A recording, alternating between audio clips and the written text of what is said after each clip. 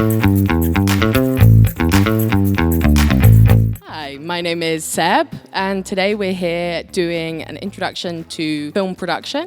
We've been looking at scripts and really pulling apart each little part, thinking about visuals, thinking about storylines, how everything really comes together at the end of the day when you're putting together a film. I love doing workshops like this because I was a trainee myself and I wouldn't have got an opportunity to work in the film industry unless I'd had an opportunity to work in this sort of environment. So I think it's really important. I'm 25 years into my career. If I hadn't have seen what you could do in a role in the industry, then I wouldn't be here today. There's obviously anxiety when it comes to like interacting with new people, but I think just come and, you know, be open, be yourself, kind of don't be afraid to allow your ideas out into the group, because ultimately it's about you finding out if this is the path for you. It's not about the opinions of other people. I think it's great that Swansea do events like this, because there's so many creative people here that don't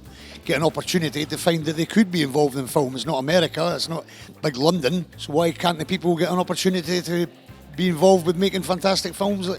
Twin Town wasn't the last thing you can remember from Swansea, so we'd like to think we could do a lot more.